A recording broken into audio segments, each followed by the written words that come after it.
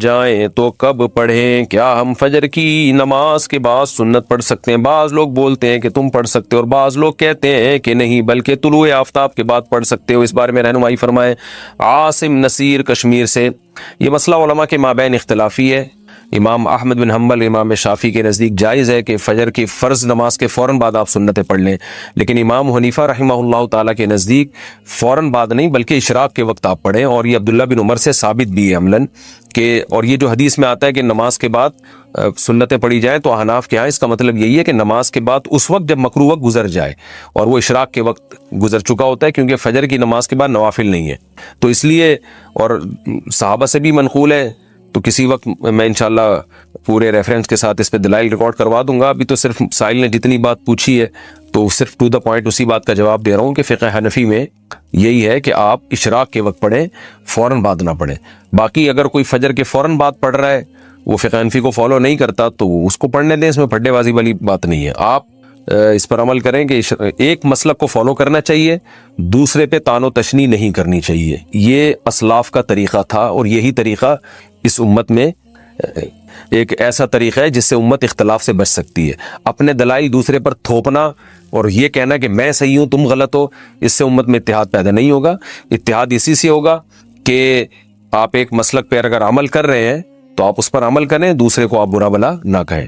تو حنفیہ کا اس بارے میں دو ٹوک اور واضح موقف ہے، اور یہ آثار صحابہ سے بھی ثابت ہے کہ فجر کی آپ کی دو سنت اگر چھوٹ جائیں تو فوراً بعد نہ پڑھی جائیں بلکہ اشراق کے وقت میں پڑھی جائیں، اور یہ اشراق کے وقت میں پڑھنا افضل ہے، کوئی لازم نہیں ہے، بہتر ہے کہ اس کو پڑھ لیا جائے۔ فجر میں الارم نہیں بجا تو قضا کا گناہ ہوگا۔ اگر کوئی فجر کا وقت ختم ہونے کے 45 منٹ بعد فجر کی نیت سے جاگا اور اٹھ کر موبائل دیکھا کہ الارم کیوں نہیں بجا، پھر وضو کر کے فرض نماز کی قضا کی، کیا اسے بھی قضا کرنے کا گناہ ملے گا یا پھر یہ معاف سمجھا جائے گا؟ عارف شیخ انڈیا سے۔ عارف شیخ صاحب، اگر پورا انتظام اس نے فجر میں اٹھنے کا کیا تھا پھر بھی بیچارے کی آنکھ نہیں کھلی تو پھر کیوں گناہ ملے گا؟ حدیث میں آتا ہے کہ لیس فی النوم التفریط فی الیقظہ۔ آپ صلی اللہ علیہ وسلم نے فرمایا کہ سونے میں کوتاہی نہیں ہے۔ کوئی آدمی اگر سو جائے اور آنکھ نہ کھلے، خود آپ صلی اللہ علیہ وسلم کے ساتھ ایسا ہوا صحیح بخاری میں کہ اس کو آپ صلی اللہ علیہ وسلم کی آنکھ نہیں کھلی، کیونکہ حضرت بلال جنہوں نے جگانا تھا ان کی آنکھ نہیں کھلی، تو حضرت بلال کہ جب سورج کی کرنیں آپ کے چہرے پہ پڑی ہیں تو حضرت بلال کی آنکھ کھلی تو آپ نے سب کو اٹھایا۔ تو پورا انتظام آپ جاگنے کا کر کے سوئے پھر بھی آنکھ نہیں کھلی تو وہ معاف ہے۔ آپ صلی اللہ علیہ وسلم نے فرمایا کہ من نام عن صلاۃ او نسیہا فلیصلیھا اذا ذکرھا، کہ جو آدمی نماز سے سو جائے یا بھول جائے تو جیسی یاد آئے اس وقت پڑھ لے، جیسی جاگ آئے اس وقت پڑھ لے۔ تو اس کا مطلب انسان کے ساتھ یہ ہو سکتا ہے کہ آنکھ نہ کھلے اس کی۔ بنت شکیل کراچی سے، فجر کی نماز کب تک قضا ہوتی ہے؟ سورج کی روشنی نکلنے پر یا مکروہ وقت شروع ہونے پر؟ سورج کا ذرا سا کنارہ نکلتے ہی فجر کی نماز قضا ہو جاتی ہے، تو سورج نکلنے سے پہلے پہلے فجر کی فرض پڑھ لینا لازم ہے۔ انڈیا سے کسی نے پوچھا، میں نے فجر کی نماز ادا کی نیت سے پڑھی، 2-3 دن کے بعد معلوم ہوا کہ اس وقت سورج نکل چکا تھا، تو کیا میری وہ نماز قضا میں شمار ہو جائے گی یا مجھے دوبارہ قضا کی نیت سے ہی دوبارہ نماز پڑھنی ہوگی؟ کوئٹہ سے جان فاروق نے پوچھا ہے۔ نہیں، یہ انڈیا سے کسی نے پوچھا ہے۔ دیکھیں، ایسی صورت میں نماز ادا نہیں ہوئی، فجر کی نماز آپ کو دوبارہ پڑھنی پڑے گی اور قضا ہی ہوگی، ظاہر ہے وہ ادا تو نہیں ہوگی، لیکن نیت اس میں ضروری نہیں ہوتی قضا یا ادا کی۔ بس آپ یہ دل میں نیت کریں وہ جو نماز میری اس دن میں نے رہ گئی تھی تو وہ میں دوبارہ پڑھ رہا ہوں، یوں نیت کر لیں کافی ہے۔ فجر کے بعد سونے کا معمول، محمد آزاد صاحب انڈیا سے پوچھتے ہیں، فجر کی نماز پڑھ کر سو جانا ٹھیک ہے؟ کیونکہ ہمارا کام رات کو 11 بجے تک ختم ہوتا ہے، کھانا کھا کر 12 بجے تک سوتے ہیں، پھر فجر کی نماز پڑھ کر سو جاتے ہیں، کیا یہ ٹھیک ہے؟ دیکھیں، فجر کے بعد سونا اسلاف سے، صحابہ تابعین سے اس کی ممانعت منقول ہے۔ ممانعت گاڑی اردو ہے انڈیا والوں کے لیے خاص طور پر۔ ممانعت کا مطلب یہ ہوتا ہے کہ اس کو ناپسند کیا گیا ہے، تو فجر کے بعد سونا اچھی عادت نہیں ہے، مکروہ ہے، ناپسند میں۔ حرام حلال کی بات نہیں ہے، جائز تو ہے کسی بھی وقت سو جائیں آپ، کہ ناپسندیدہ ہے اور فطرت کے بھی خلاف ہے۔ یعنی شریعت نے جو ہمیں ٹائم بتایا ہے، رات کو جلدی سو پھر جلدی اٹھو، اور پھر نبی صلی اللہ علیہ وسلم کی صحیح حدیث ہے، آپ صلی اللہ علیہ وسلم نے فرمایا، بورک لامتی فی بکورھا، میری امت کے میں برکت اللہ نے صبح کے وقت میں رکھی ہے، یعنی صبح صبح کوئی کام کیا جائے گا برکت ہوگی۔ اللہ تعالیٰ نے فجر کی نماز دی کیوں ہے ہمیں؟ تاکہ ہم جلدی اٹھیں نا، اس لیے تھوڑی دی ہے کہ ہم اٹھیں اور نماز پڑھ کے پھر سو جائیں۔ تو اٹھانے کا مقصد کیا ہوا پھر؟ تو اس ٹائم پہ نماز رکھی گئی ہے تاکہ تم اس وقت سو نہیں بلکہ اٹھو. اور میڈیکل سائنس بھی کہتی ہے آکسیجن کا لیول اس وقت سب سے زیادہ ہوتا ہے فضا میں, تو وہ ایک فریش ہونے کا ٹائم ہے اور وہ کاموں کے آغاز کا ٹائم ہے, تو اس لیے ناپسندیدہ ہے یہ. مجبوری کے حکام الگ ہوتے ہیں, کسی کو رات کو نیند ہی نہیں آئی اور وہ فجر کے بعد بھی نہیں سوئے گا اور سارا دن میں سونے کا موقع بھی نہیں ملے گا, وہ تو ظاہر ہے پاگل ہو جائے گا پھر. تو مجبوری کے حکام الگ ہوتے ہیں, لیکن اس کو اپریشیٹ نہیں کیا گیا ہے. حتی الامکان اس عمل سے بچنا چاہیے. آپ نے جو یہ کہا ہمارا کام رات 11 بجے تک ختم ہوتا ہے, 12 بجے پھر ہم کھانا کھا کے سوتے ہیں, تو آپ تو جو روٹین پر عمل کر رہے ہیں نا, اتنی لیٹ نائٹ کھانا کھا کے جب سوئیں گے تو اس روٹین پر جو لوگ چلتے ہیں وہ پھر ایسا سوتے ہیں کہ پولیس سے بھی نہیں اٹھتے, وہ ایک دن ایسا سوتے ہیں. اس سے تو ہارٹ کے مسائل, شوگر آپ کو ہو جائے گی. تو رات کو تو ویسے بھی کم کھانا چاہیے, اور اتنا لیٹ کھانا یہ صحت کو بھی برباد کر رہے ہیں. تو اس لحاظ سے بھی یہ مکروہ ہے کہ قرآن کیا کہتا ہے, لا تلقوا بایدیکم الی التہلکہ, اپنے آپ کو خود ہلاکت کے گڑھے میں مت ڈالو, اپنے ہاتھوں سے خود اپنے آپ کو برباد مت کرو. تو کام رات کو 11 بجے آپ کا اگر ختم ہوتا بھی ہے نا, تو کھانا آپ جلدی کھا لیں.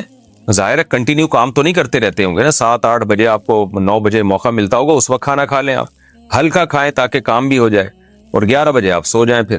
تو روٹین تھوڑی سی پلاننگ کر کے سیٹ کی جا سکتی ہے, لیکن بہرحال مجبوری ہو تو ایک الگ بات. کوئی حلال و حرام کا مسئلہ نہیں ہے, ناپسندیدہ ہے, اسلاف سے اس کی ناپسندیدگی منقول ہے, اور شریعت نے جو ہمیں اسکیجول بتایا نا کام کاج کا, اس کے خلاف ہے یہ.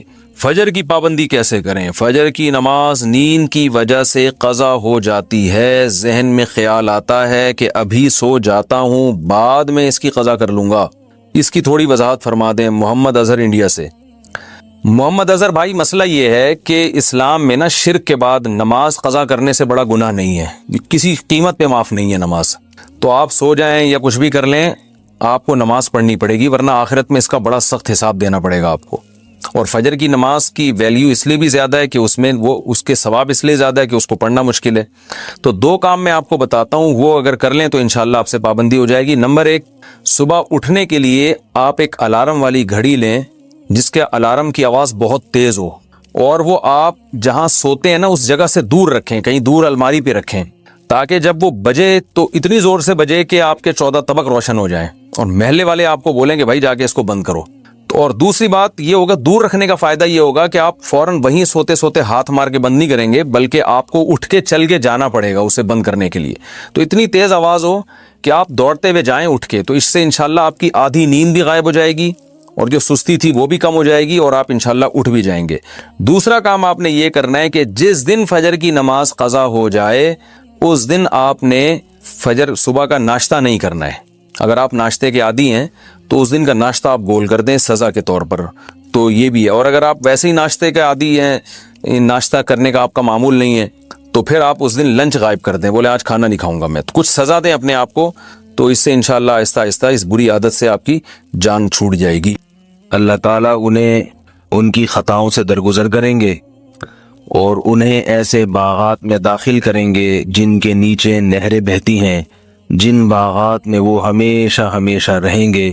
ذالک الفوز العظیم, یہ بہت بڑی کامیابی ہے.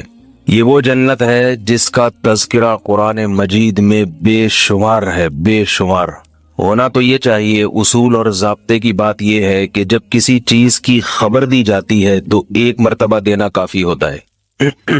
آپ اگر کسی کو 1 دفعہ کوئی خبر دیں کہ فلاں جگہ یہ واقعہ ہوا ہے یا ہوگا, 1 دفعہ کی خبر کافی ہے. دوسری مرتبہ جب آپ اسے خبر دیں گے تو وہ آپ سے کہے گا کہ یہ بات میں آپ سے پہلے بھی سن چکا ہوں, دوبارہ بتانے کی ضرورت نہیں ہے. پھر اگر تیسری مرتبہ آپ اسے کہیں گے تو کہے گا بھائی کتنی مرتبہ بتاؤ گے, سن سن کے کان پک گئے ہیں, بار بار ایک ہی رٹ لگائے چلے جا رہے ہو. پھر اگر چوتھی مرتبہ بھی بتائے آپ ملنا بند کر دیں گے, انگلیاں ٹھوس لیں گے. اور پھر اس کے باوجود باز نہ آئے, 5ویں مرتبہ بھی بتائے تو آپ اخبار میں اعلان کریں گے میرا اس سے کوئی دور دور کا بھی تعلق. کیا خیال ہے بھائی؟ نہیں ہے. کمال کی بات یہ ہے الحمد سے لے کے والناس تک یہ کلام چونکہ اللہ کا کلام ہے, اللہ کا, اللہ اس کائنات کو بنانے والا. دیکھیں ہم تو وہ بات کریں گے نا, ہم کوئی کتاب لکھیں یا کوئی تحریر لکھیں تو جس چیز کی ہماری نظر میں اہمیت زیادہ ہوگی ہم وہ بیان کریں گے. یہ جو شخص جو بار بار ایک چیز کی خبر دے رہا تھا، یہاں تک کہ آپ نے اخبار میں اعلان کر دیا کہ میرا اس سے کوئی تعلق نہیں ہے، تو یہ خبر دینے والا یا تو پاگل اور دیوانہ تھا، یا یہ کہ وہ خبر ایسی تھی جس خبر میں آپ کے لیے اہمیت ہو نہ ہو اس کے لیے بہت زیادہ اہمیت تھی، وہ اس خبر کو بہت اہم سمجھتا ہے۔ انسان جب کسی خبر کو بہت اہم سمجھتا ہے تو اسے بار بار بیان کرتا ہے۔ آپ امتحان میں پاس ہو گئے بہت اچھے نمبروں سے، تو ممکن ہے ایک ہی شخص کو 4 دفعہ بتائیں، وہ آپ 4 دفعہ بتائیں، خوشی ہوتی ہے انسان کو بتانے سے۔ اللہ رب العزت کی نظر میں جنت اور جہنم کی اہمیت ہے۔ اللہ کو پتا ہے کہ اصل نعمتوں کی جگہ، مزوں کی جگہ وہ جنت ہے، یہ کچھ بھی نہیں ہے اس کے مقابلے میں جو مزے ہم اڑا رہے ہیں دنیا میں، ہیں تو یہ بھی بہت اللہ کی بہت بڑی نعمت ہے۔ ہم پی رہے ہیں، کھا رہے ہیں، سانس لے رہے ہیں کھلی ہوا میں، بہت نعمت ہے، رشتہ دار ہیں، دوستیاں ہیں، آپس کی محبتیں ہیں، لیکن جنت کے مقابلے میں ہیچ کچھ بھی نہیں۔ حدیث میں آتا ہے رسول اللہ صلی اللہ علیہ وسلم نے ارشاد فرمایا، دنیا میں ایک شخص، ان کو اٹھا دیں، جو سویا کرے، ہمارے حضرت فرمایا کرتے تھے ساتھ والا آدمی اسے جگا دے، کیونکہ شیطان پہلے تو آنے نہیں دے گا نا مجلس میں، پھر آ جائیں گے تو شیطان کی کوشش ہوگی سلا دیا جائے۔ تو یہ جو دنیا کے مزے ہیں آخرت کے مقابلے میں کچھ بھی نہیں۔ رسول اللہ صلی اللہ علیہ وسلم نے فرمایا کہ جس شخص نے دنیا میں ہمیشہ تکلیف ہی دیکھی ہو، قید خانے میں گزار دی، اسے اگر جنت کی ایک جھلک دکھا دی جائے، سیر کرا دی جائے، پھر اس سے کہا جائے تم نے کبھی کوئی غم دیکھا ہے، وہ کہے گا میں نے زندگی میں کبھی کوئی غم دیکھا ہی نہیں۔ اس کو اتنا مزہ آئے گا، اتنا مزہ آئے گا کہ وہ سارے غموں کو بھول جائے گا۔ اور جس نے دنیا میں عیش و عشرت میں وقت گزارا، ساری زندگی بڑے مزے میں گزری اس کی، اسے ایک دفعہ جہنم میں غوطہ دے کے نکال دیا جائے، پھر اس سے پوچھا جائے کہ کیا تم نے کبھی سکون اور لذت اور مزہ دیکھا، وہ کہے گا میں نے زندگی میں کبھی سکون، لذت اور مزہ نہیں دیکھا۔ تو اتنی لذیذ چیز، میں نے عرض کیا تھا نا پچھلے بیان میں کہ یہ دنیا کی نعمتیں اللہ کی رحمت تو ہیں، اللہ کی طرف سے مہمان نوازی نہیں ہے، میزبانی نہیں ہے۔ یہ وہ ہے جیسے کسی کو بغیر استحقاق کے بھی اس کا حق نہیں بنتا، آپ پھر بھی ایک لنگر ہے، سب کو مل رہا ہے۔ لنگر جو ہے نا، لنگر، اس میں کوئی زیادہ قیمتی کھانے نہیں ہوتے، اس میں تو کوئی مزار کی کوئی بریانی ہوگی، وہ جو لنگر بانٹ رہے ہوتے ہیں نا، یہ مزاروں سے اٹھاتے ہیں، کتنے پیسے نہیں ہوتے ان کے پاس کہ خرید کے اتنا بانٹے، یا مزاروں سے ہول سیل کے حساب سے خرید کے لنگر بٹ رہے ہیں۔ تو یہ جو دنیا کی نعمتیں ہیں، یہ تو اللہ کی طرف سے کیا ہے؟ لنگر، دعوت، جو جس میں اللہ میزبان ہوگا، نزلا من غفور الرحیم، اس بادشاہ کی طرف سے دعوت جو بڑا مہربان، مغفرت کرنے والا اور انتہائی رحم کرنے والا، اور وہ دے گا بھی اعمال کا بدلہ۔ دعوت کی بھی 2 قسمیں ہیں۔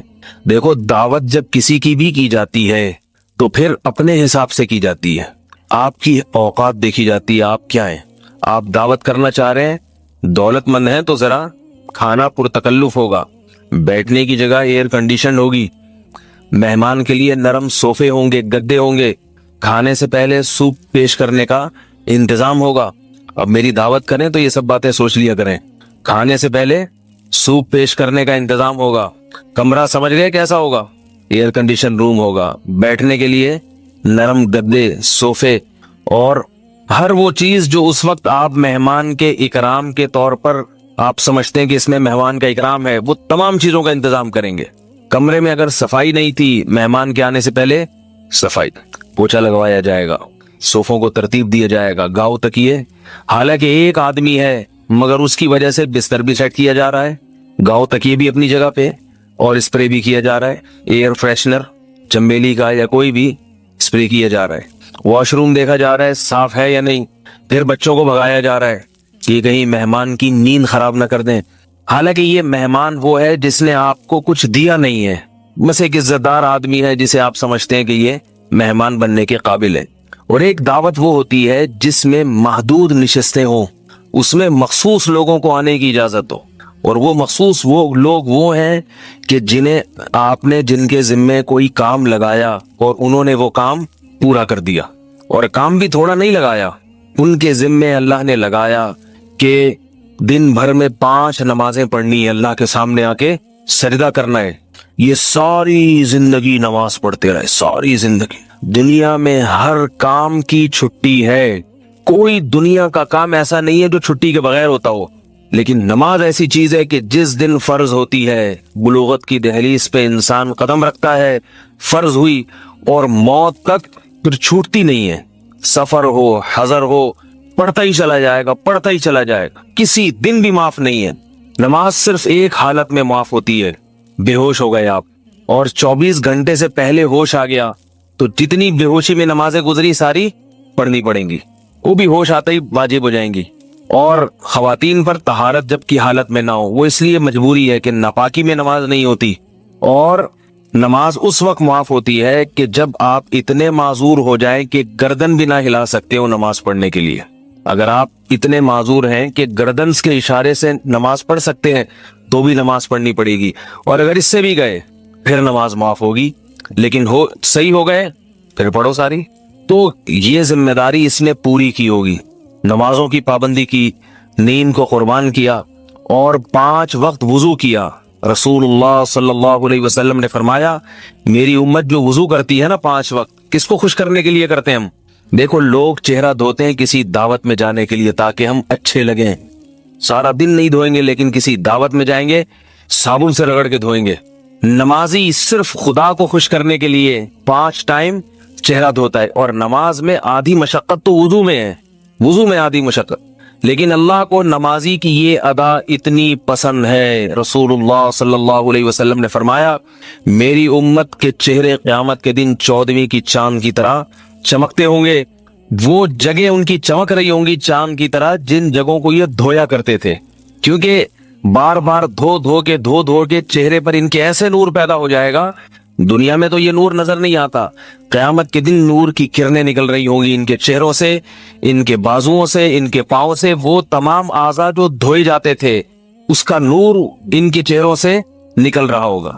یہاں ایک چھوٹا سا فقہی مسئلہ بتا دوں کہ قرآن مجید نے پاؤں کو دھونے کا حکم دیا ہے، پاؤں پہ مسح کرنے کی اجازت نہیں دی ہے، اور حدیث میں جو مسح کرنے کی اجازت ہے وہ خفین کے بارے میں۔ خفین عربی زبان میں خف عام موزوں کو نہیں کہتے، یہ جو ہم عام سادہ سے موزے چڑھا لیتے ہیں نا 20 روپے والے، یہ خف نہیں ہے، بعض لوگ انہی خف پر مسح کر لیتے ہیں۔ سعودی عرب میں یہ بہت بیماری پھیل گئی ہے، سب انہی سادہ موزوں پہ مسح کر رہے ہیں، حالانکہ صحابہ اور تابعین اور ائمہ اربعہ سے جو ثابت ہے اور حدیث سے جو ثابت ہے اس میں قرآن مجید کا جو حکم ہے نا دھونے کا، یہ دھونے کا حکم کسی کمزور دلیل کی بنیاد پہ چھوڑا نہیں جا سکتا، کیونکہ قرآن مجید متواتر قطعی کتاب ہے۔ اللہ نے پاؤں کے قرآن مجید میں دھونے کا حکم دیا، مسح کی اجازت نہیں دی، لہذا مسح وہاں کیا جائے گا جہاں پوری ان شرائط کا مضبوط دلائل کا خیال کیا جائے، رعایت کی جائے، دن دلائل کو اللہ کے رسول صلی اللہ علیہ وسلم نے کثرت کے ساتھ بیان کیا ہے۔ اور وہ خفین، خف چمڑے کا موزہ ہو یا یہ کہ ایسا موزہ جو جوتے کی طرح ہوتا ہے جس سے ایڑیاں ڈھکی ہوئی ہوں اپنے سہارے پہ، جو فقہائے کرام جس کی تفصیل بیان کرتے ہیں۔ تو یہ جو عام طور پر لوگوں میں سادہ کپڑے کے موزے چڑھا کر سعودی عرب، کویت وغیرہ میں یہ جو رواج چل پڑا ہے، یہ حدیث کے بھی خلاف ہے، قرآن مجید کے تو خلاف ہے ہی۔ بالکل جیسے چہرہ دھونے کا حکم دیا قرآن نے، اسی طرح پاؤں دھونے کا حکم دیا، اور ائمہ اربعہ کے مذہب کے بھی خلاف ہے۔ احادیث کو سمجھنے میں ابو حنیفہ، مالک، شافعی، احمد ابن حنبل، ان فقہائے کرام کے پاس جو احادیث کا علم تھا وہ علم بھی کامل، اور ان کو اللہ تعالیٰ نے ان احادیث کی جو بصیرت عطا فرمائی تھی، احادیث کو سمجھنے کی، وہ بصیرت بھی کامل تھی۔ علامہ ابن تیمیہ رحمہ اللہ تعالی وہ فقیہ تھے 7ویں صدی ہجری میں، جنہوں نے یہ کہا کہ سادہ موزوں پر بھی مسح ہو سکتا ہے۔ علامہ ابن تیمیہ رحمہ اللہ تعالی، علامہ ابن تیمیہ رحمہ اللہ کے شاگرد ابن القیم رحمہ اللہ، ان کی بھی یہی رائے تھی، تو پوری امت سے انہوں نے جمہور سے ایک اختلاف کیا 7ویں صدی ہجری میں۔ تو وہ چونکہ سعودی عرب میں علامہ ابن تیمیہ رحمہ اللہ کی کتابوں کو بہت عقیدت کے ساتھ پڑھا جاتا ہے، اس لیے وہ بہت ساری چیزوں میں ابن تیمیہ رحمہ اللہ کو فالو کر لیتے ہیں۔ اور پھر لیکن ابن القیم رحمہ اللہ کے جو شاگرد تھے ابن رجب، یہ بھی بہت بڑے عالم تھے، انہوں نے ابن تیمیہ اور ابن قیم رحمہ اللہ تعالیٰ کے اس نظریے پر رد کیا، اپنے اساتذہ کے اس نظریے پر، اور سختی سے رد کیا، اور یہ دعویٰ کیا کہ جو چاروں ائمہ کے مذاہب ہیں، ان مذاہب سے نکلنے کی اس امت کو اجازت نہیں ہے، کیونکہ اس میں دلیل بھی کمزور ہوتی ہے اور بسا اوقات قرآن و سنت کی واضح نصوص کی مخالفت بھی لازم آتی ہے۔ اس لیے میں بار بار یہ کہتا ہوں کہ جو حضرات سعودی عرب میں ہیں وہ ایسے ہی مسانہ شروع کر دیں صرف عربوں کو دیکھ کے۔ میرا مقصد کسی عرب عالم کی برائی خدا نہ خواستہ نہیں ہے، میں یہ عرض کر رہا ہوں کہ ان عرب علماء سے پہلے کے علماء بہرحال زیادہ لائق ہیں اس کے کہ ان کی اتباع کی جائے۔ سعودی عرب کا جو قانون ہے امام احمد ابن حنبل کو فالو کرتا ہے، امام احمد ابن حنبل مجتہد ہیں، ان کے مذہب کو فالو کیا جائے گا اس میں، تو مقصد کسی کی توہین نہیں ہے۔ اور دوسری بات یہ ہے کہ اگر سعودی عرب ہی کو فالو کرنا ہے تو آج سے 100 سال پہلے کا سعودی عرب کچھ اور تھا، آج کا کچھ اور ہے۔ آج سے 100 سال پہلے اگر آپ سعودی عرب میں جائیں گے، کسی اپنے بوڑھوں سے پوچھیں، یہ رواج نہیں تھا سعودی عرب میں عام موزوں پہ مسا کرنے کا، بالکل نہیں تھا، اس کو جائز نہیں سمجھتے تھے، ان کے فتاوی موجود ہیں علماء عرب کے، اور اسی طرح اور بہت سارے مسائل ہیں، تو اس لیے یہ اس کی اجازت نہیں ہے، اس میں احتیاط سے کام لینا چاہیے انسان کو۔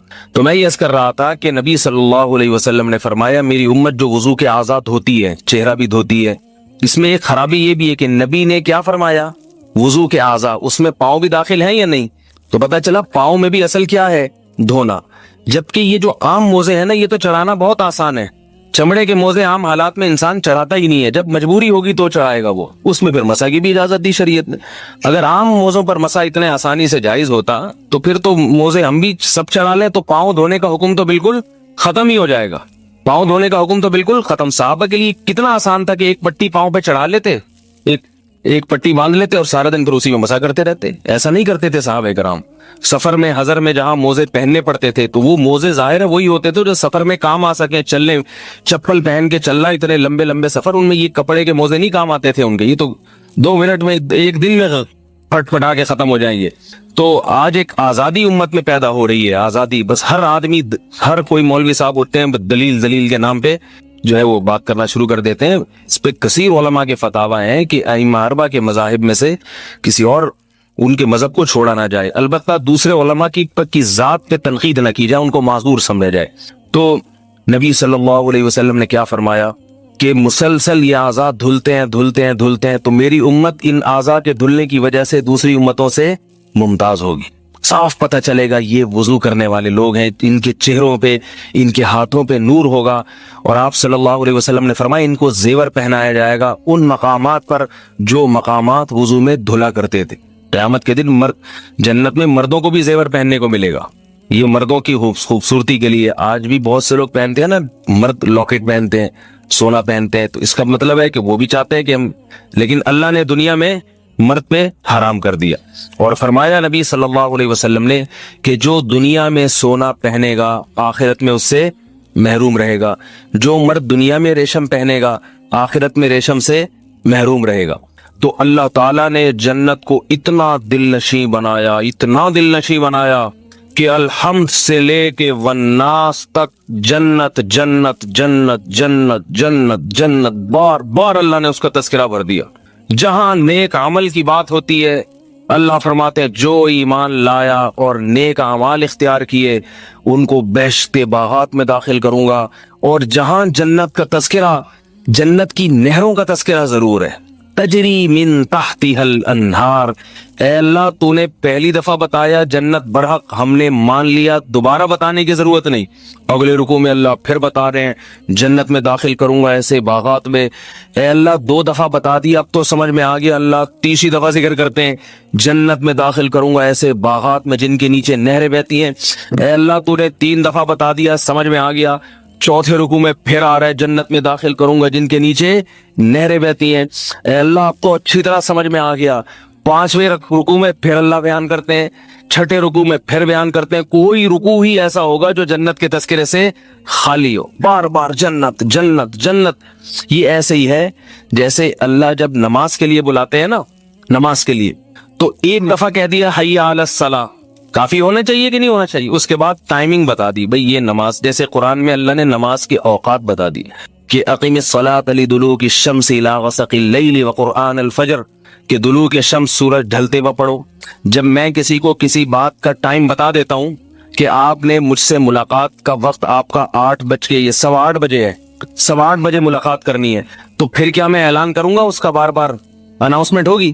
یہ جو میرے بیان کی اناؤنسمنٹ ہوتی ہے نا کہ SMS چلتے ہیں، یہ اس لیے کہ پتہ نہیں ہوتا کہ ہوگا بھی یا نہیں ہوگا، بھائی ممکن ہے طبیعت خراب ہو, ممکن ہے کہیں سفر پہ ہو, ممکن ہے آج کسی اور کو بلایا ہو, اس لیے اناؤنسمنٹ ہوتی ہے. اور اگر پتہ ہے یقینی بات ہے ہوگا, پھر کوئی ایس ایم ایس چلانے کی ضرورت نہیں ہے. تو اللہ تعالیٰ نے جب بتا دیا کہ سورج نکلنے سے پہلے کون سی نماز کا وقت ہے, فجر کا. جب سورج ڈھلنا شروع ہو جائے کون سی نماز کا وقت ہے, ظہر کا. پھر عصر کا, پھر مغرب کا. حدیث جبرائیل میں جبریل علیہ الصلوۃ والسلام کو بھیج کر ساری نمازیں اس امت کو بتا دیں, ان کے اوقات بتا دیے. اور قرآن مجید میں سینکڑوں مرتبہ بتا دیا کہ تم پہ نماز فرض ہے. اب مؤذن کو یہ کہلوانے کی کیا ضرورت ہے حی علی الصلاۃ, ہے بھائی؟ نہیں آ رہی بات سمجھ میں؟ اب کوئی ضرورت بنتی ہے؟ بتا دیا بھائی یہ ٹائمنگ ہے.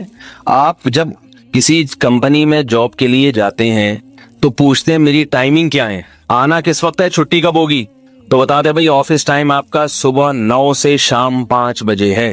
اب کیا ہر دفعہ 9 بجے وہ فون کریں گے آپ کو, ہے بھائی؟ یا سلائیڈ چلائیں گے ٹیلی ویژن میں کہ ستار بھائی غفار بھائی سو رہے ہیں, 9 بج گئے, ان سے کہیے کہ اٹھ کے آ جائیں.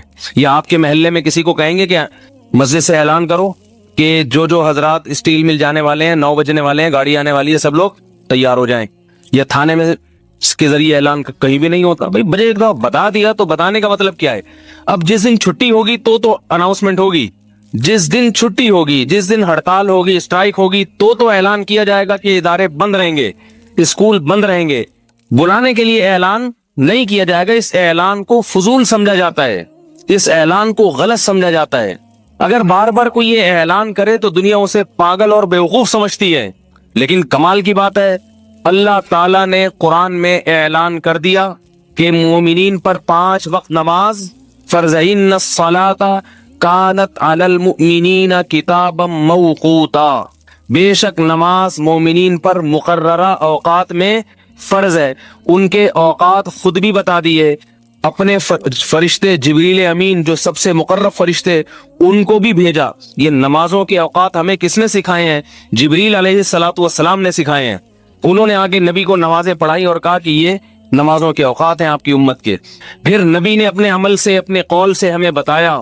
پھر صحابہ کا اجماع ہو گیا. پھر فقہ کی کتابوں میں, حدیث کی کتابوں میں نمازوں کے اوقات تفصیل سے آ گئے ہمارے سامنے.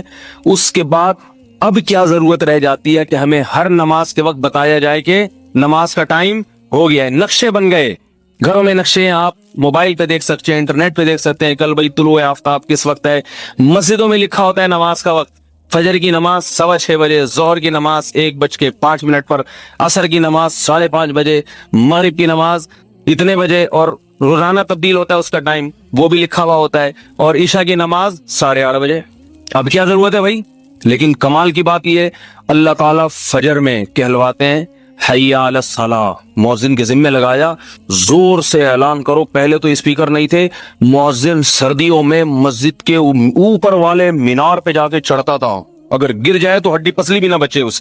شدید سردیوں میں ہانپتا کانپتا مؤذن پہلے زمانے میں مینار پہ چڑھ کے زور سے, کانوں میں انگلیاں کیوں ٹھوسی جاتی ہیں؟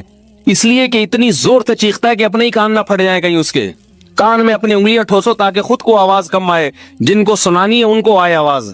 اتنی زور سے چیخنے کا حکم دیا اسے کہ لوگوں کو بلاؤ, اور یہ بھی کہا حی علی الصلاۃ پہ دائیں طرف گردن گھماؤ تاکہ ادھر والوں کو اگر کم آواز آ رہی ہے تو ادھر والوں کو بھی پہنچ جائے, اور حی علی الفلاح پہ بائیں طرف تاکہ ادھر والوں کو اگر کم آواز آئی ہے تو ان پر بھی حجت تام ہو جائے.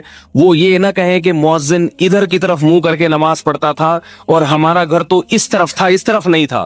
ایک دفعہ نہیں کہلوایا, بار بار. ہم جب سے بالغ ہوتے ہیں, بلکہ ہم نے جب سے شعور حاصل ہوا ہے اس وقت سے اذان سنتے آ رہے ہیں کہ نہیں سنتے آ رہے؟ بتاؤ میرے بھائی. جیسے ہی کسی اسلامی مملکت میں, مسلمانوں کے ملک میں نماز کا وقت ہوتا ہے, فوراً فضاؤں میں اللہ اکبر کی صدائیں بلند ہونا شروع ہو جاتی ہیں. کیسی اللہ کی کبریائی بیان ہوتی ہے. اور اگر اعلان کروانا ہی تھا اللہ نے اگر اعلان کروانا ہی تھا, اول تو ضرورت نہیں تھی, لیکن اگر کروانا ہی تھا تو صرف اتنا کہلوا دیا جاتا حی علی الصلاۃ, آ جاؤ, بولو بھائی آ جاؤ نماز کی طرف. جیسے آپ نے کسی کمپنی میں اپوائنٹمنٹ کے لیے گئے اور آپ نے وہاں انٹرویو دیا, جاب لگ گئی آپ کی, بہت زیادہ آپ نے کیا بھائی کمپنی سے کہا بھائی 9 بجے میں بہت ہی بلکڑ آدمی ہوں تو ایک کال کر دیا کریں میں اس کی تنخواہ دے دوں گا اس بندے کی جو مجھے 15 منٹ پہلے کال کر کے بتا دے کہ کمپنی کا ٹائم ہو گیا ہے, اسٹیل مل کی گاڑی آنے والی ہے, بچوں کے اسکول کی وین آنے والی ہے. ایک دفعہ بتا دیا کریں تو وہ کیا بتائے گا, صرف اتنا بتائے گا نا کہ آفس ٹائم بولو بھائی ہو گیا ہے. وہ یہ تھوڑی کہے گا کہ یاد رکھیں آپ نے انٹرویو دیا تھا, اس میں آپ نے معاہدہ کیا تھا کہ ہم اتنے بج کے اتنے منٹ پر آفس آئیں گے, یہ کام کریں گے, اس کے بعد واپس جائیں گے, اس کے بعد ہمیں مہینے کے بعد تنخواہ ملے گی, اگر ہم نے یہ کام نہیں کیا تو تنخواہ کٹ جائے گی. آپ مسلمان ہیں, معاہدوں کے پابند ہیں, آپ نے جو معاہدہ کیا ہے آئیے اس معاہدے کو نبھائیے. کمپنی کا جو آفیسر ہے, جو کمپنی کا جو باس ہے وہ بڑا طاقتور ہے, اگر آپ نہیں آئے تو آپ کو جاب سے نکال دے گا. اتنا لمبا کلام کوئی کرے گا؟ بولو بھائی کیا ہو گیا, کیوں سمجھ میں نہیں آ رہی بات, کیوں سمجھ میں نہیں آ رہی؟ اللہ تعالیٰ صرف اتنا کہہ دے حیا علی الصلاۃ تو یہ بھی قابل تعجب تھا, کیا ضرورت ہے کہنے کی؟ رمضان آتا ہے تو اللہ کہتے ہیں حیا رمضان, یا جا رمضان, رمضان آ رہا ہے. مفتی منیب صاحب تو کہتے ہیں مگر اللہ نہیں کہتا, حکومت کہتی ہے مگر اللہ نہیں کہتا. کسی قسم میں نہیں لگایا ہوا اللہ نے, خود ہی دیکھتے رہو, چاند دیکھتے رہو. لیکن صرف حیا علی الصلاۃ نہیں, حیا علی الصلاۃ سے پہلے جب سے ہم نے شعور حاصل ہوا نا, جب سے ہمیں سماعتوں میں فرق کرنا ہم سیکھیں, کوئی بول رہا ہو تو ہم فرق کرنا سیکھیں کیا بول رہا ہے کیا نہیں بول رہا, اس وقت سے ہم آذان سنتے آ رہے ہیں. اس وقت سے بچہ سب سے پہلے جو چیز سیکھتا ہے نا مسلمان معاشرے میں, اللہ اکبر کہنا سیکھتا ہے. آپ دیکھیں بچوں کو جیسی اذان کی آواز آتی ہے کانوں میں انگلیاں ٹھوس کے اذان شروع کر دیتے ہیں. اور یہ آج کے بچوں کی سنت نہیں, صحابہ کے بچے بھی ایسے ہی کرتے تھے. جب سے اسلام آیا اور نماز کا حکم آیا اور پھر اذان کا حکم آیا, اس وقت سے صحابہ نے جو اذانیں دینا شروع کی ہیں تو غیر مسلموں کے بچے بھی وہ اذانیں انہیں دیکھ دیکھ کے نقل اتارا کرتے تھے. اتنا اذان کا رواج بنا, اتنا اذان کا. حضرت ابو محذورہ رضی اللہ تعالیٰ عنہ یہ غیر مسلم تھے, کافر تھے, چھوٹے بچے تھے. یہ کافر تھے, اذان دے رہے تھے, نقل اتار رہے تھے. وہ جیسے بچہ ہوتا ہے نا نقل اتارتا ہے. آپ صلی اللہ علیہ وسلم نے ان کو محبت سے بلایا, کوئی بچہ اذان دے رہا ہو کتنا اچھا لگتا ہے, اور ان کو اذان سکھائی. انہوں نے پہلی مرتبہ کہا اللہ اکبر اللہ اکبر اللہ اکبر اللہ اکبر, اذان دے رہے ہیں کانوں میں انگلیاں ٹھوس کے. آپ صلی اللہ علیہ وسلم نے ان کے سر پہ ہاتھ رکھا, ہاتھ مبارک رکھا اپنا ان کے سر پہ. اس کے بعد انہوں نے کہا اشہد ان لا الہ الا اللہ, اشہد ان لا الہ الا اللہ. آپ نے فرمایا زور سے کہو. 2 دفعہ یہ اشہد ان لا الہ الا اللہ کہہ چکے تھے, آپ نے فرمایا زور سے کہو. انہوں نے فرمایا پھر زور سے کہا اشہد ان لا الہ الا اللہ, پھر زور سے کہا اشہد ان لا الہ الا اللہ. عجیب واقعہ ہے, زور سے کہہ رہے ہیں اور دل پہ بھی اثر ہو رہا ہے, دل پہ بھی توحید کا اثر ہو رہا ہے. پھر انہوں نے کہا اشہد ان محمد رسول اللہ, اشہد ان محمد رسول اللہ. آپ نے فرمایا زور سے کہو. انہوں نے زور سے کہا اشہد ان محمد رسول اللہ, اشہد ان محمد رسول اللہ. باقی اذان ویسے ہی گئی. پھر انہوں نے اسلام قبول کیا اور ہمیشہ اذان کہتے رہے. اور 2 باتیں کی انہوں نے. نمبر 1, نبی صلی اللہ علیہ وسلم نے اپنا ہاتھ مبارک جو ان کے سر پہ رکھا تھا, ساری زندگی اس جگہ کے بال نہیں کٹوائے. سمجھ میں آ رہی ہے بات؟